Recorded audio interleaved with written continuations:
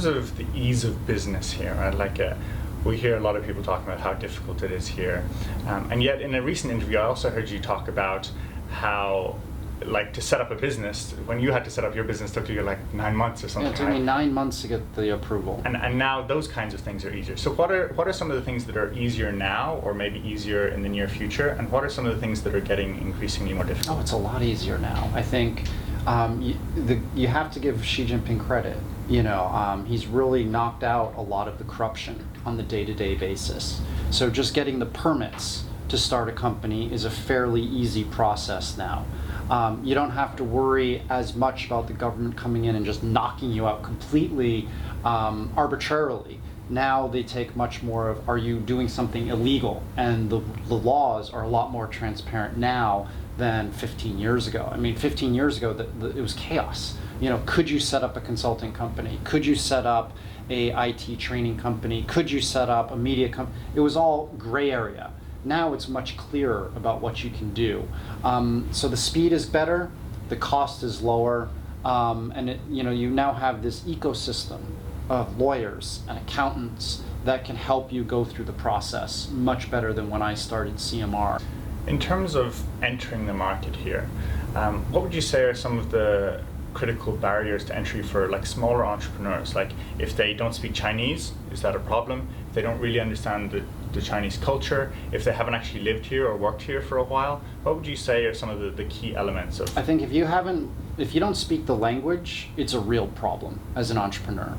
And you don't have to be fluent, but you have to have spent at least a year on the ground here learning the language. Once you learn the language, I feel that you can learn how people think better, and that will help you get closer tuned, not just to the Chinese consumer, but also B2B, if you're trying to sell that way. You got to learn the language. Second, I feel that you should have lived here 1 to 3 years before you try to start a company, because it does move so fast. And if you're not used to that speed and you're not used to seeing some of the cycles, it's going to be very hard for you to open up a company. And then the third is just get good people. At the end of the day, it comes down to getting good people. So you can either partner with a mainland Chinese or you can hire a senior mainland Chinese. They're going to help you a lot. And when I say a mainland Chinese, I mean someone who actually lives here. I've seen too many people work with a mainland Chinese that they were classmates together in the UK or in America, but that person hasn't lived here in the last several years. The market changes so fast that I find there's a lot of reverse culture shock.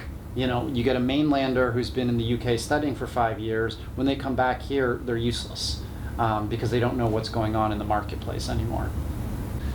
So what are some things that people from the West or people from outside China can come here and sell to China, right? For example, in the tech industry, it's looking like it's more and more difficult for outsiders to come in. There are great opportunities, though. I love food and beverage. People here still trust foreign brands quite a bit. If you're bringing in good quality food from, say, New Zealand and Australia, or if you're trying to bring in something from Africa. I think healthcare is another good thing. That you could bring in, and you've seen some very successful foreign companies here, like in the hospitals or in drugs, that could do very well. I also think education, I think that's kind of obvious, is a strong one. And then the fourth is services, things that have to do with analytical thought and with creativity.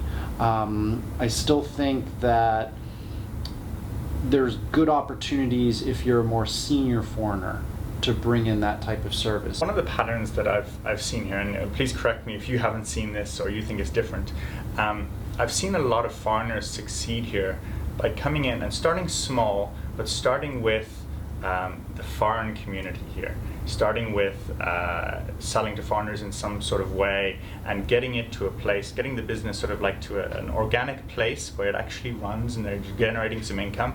And then, some Chinese start to get interested, and then maybe even the Chinese take over and maybe the foreigners go on to the next new thing. Is that a pattern that you see here? There is, and I think part of that is because the foreigners don't speak Chinese and they don't understand the market, so they go after the foreign community. But that's a small market. And if you think about it, how many people here, how many foreigners have started companies here that have been successful, that don't have to do with import-export, or in restaurants. There's probably only 5-10 guys who've done well like I have in the business here. You see somebody like Fritz, who's the co-founder of Chunar, or Mark, who is the co-founder of Tudo. There are very few foreigners, not including the Taiwanese and the Hong Kong and the overseas Chinese community, who've actually done well trying to sell into the China market. It's a very difficult business if you don't understand the culture and the language. And that's why I said, you really need to spend a year here learning language and then 1 to 3 years here working before you try to start something, in my mind. I read an article recently, and please tell me as the expert if this is true or not, but that China is now, in the last few months, the #1 place in the world to get VC funding. Is that true from your perspective or what you've heard? Absolutely. And how does that fare for foreign entrepreneurs? Are those all Chinese entrepreneurs that are getting funding, or do foreign entrepreneurs have a chance as well? There's a lot of money floating around right now in the venture capital world. Almost too much. Valuations are going out of control. You have a lot of entrepreneurs, mostly Chinese, with half-baked ideas who are raising tens of millions of dollars. I think there's going to be a lot of blow-ups. I think even with a lot of the unicorns, a lot of them don't have real business models. I don't understand Mobike or Ofo, for instance, in bike ride sharing. If you go outside my office, these bikes are piled up. You see a lot of companies, even at JD, isn't profitable. My little CMR consulting probably generates more profits in a year than they do. But there's a lot of money. So right now, if you're an entrepreneur, what I recommend is don't necessarily focus on profits. Focus on a great idea, getting great market share, raising money, and then selling to Alibaba or Tencent, because they're overpaying for companies just because they want to say they're being innovative. Lots of money floating around, not as much for foreigners.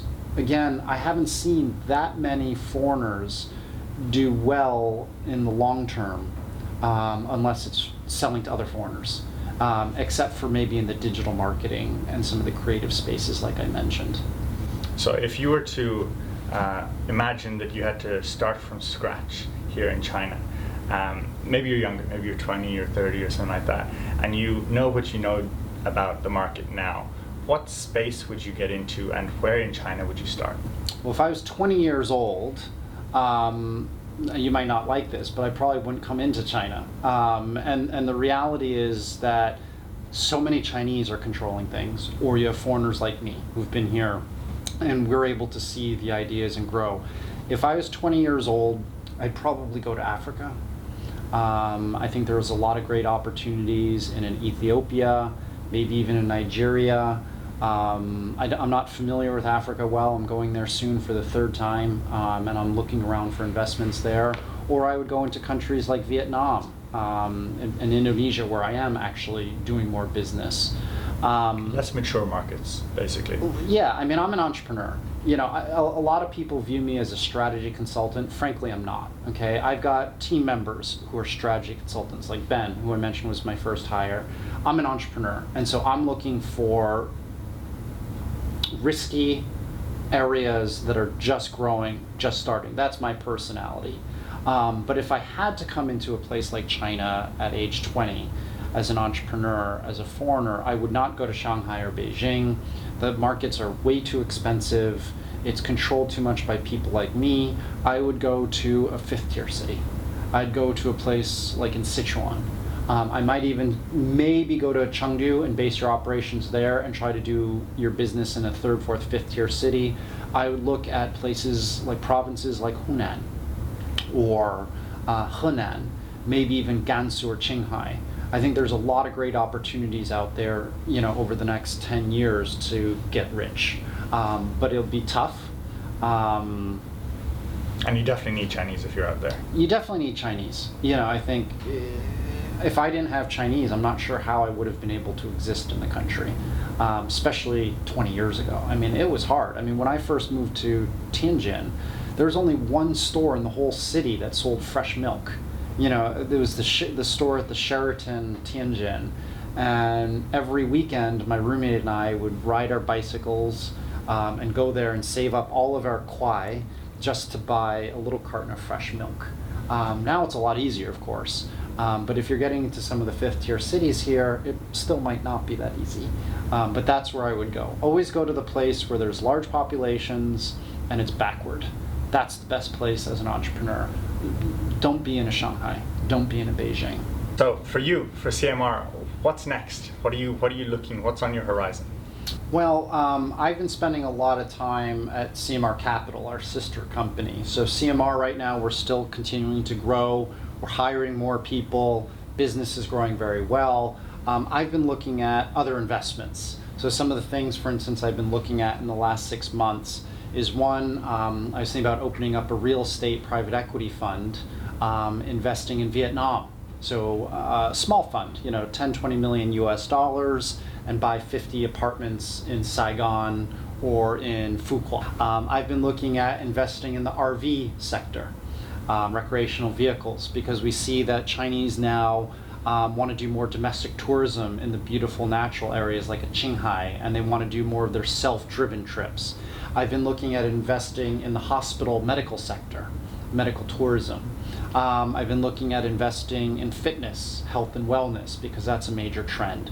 So CMR is going to continue to grow. We're going to continue to focus on China and be better than McKinsey. That's definitely what we're going to do over the next 3 to 5 years. My personal time is spent more on investing, coming up with something new, because there are great opportunities out there, and I feel that there's a whiteboard out there for investing. So if people want to find more about you online or offline, where do they find you? What's the place to find you? And in terms of your books, should they start with the most recent?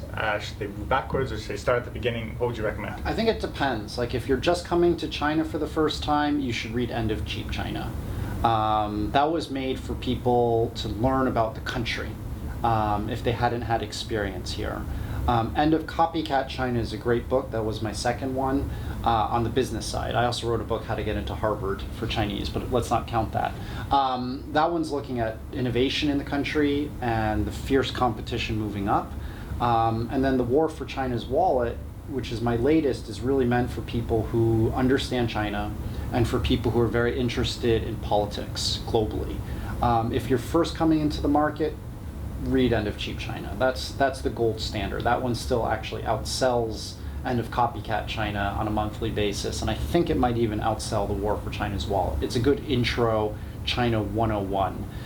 If you want to connect with me or learn more about me on a regular basis, I'm very active on LinkedIn. So if you seem like a real person, I'll accept your invitation, and it is actually me who's responding to people on LinkedIn. I do spend quite a bit of time on that. LinkedIn was one of our clients. We did their strategy for China before they were acquired by Microsoft. I don't really use Twitter. I find it to be a cesspool, a very negative environment, so I don't like to use it. I do post on it, but I probably won't respond to you if you message me on Twitter. And then I do a lot of media.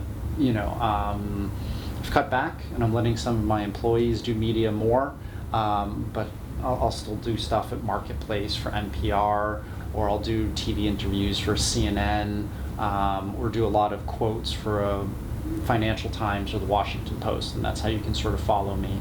And I do a lot of speeches around the world. In the last 3 months, I think I've been to 9 countries for speeches, from Germany, France, and the UK, to the United States and Canada, to Japan and Singapore. And I've got one coming up in South Africa in a few months. So I'm really traveling the world, and I do like to meet people if you can come up and shake my hand when I do some of these events. Thank you, Shaun. I really appreciate your time. Very nice meeting you.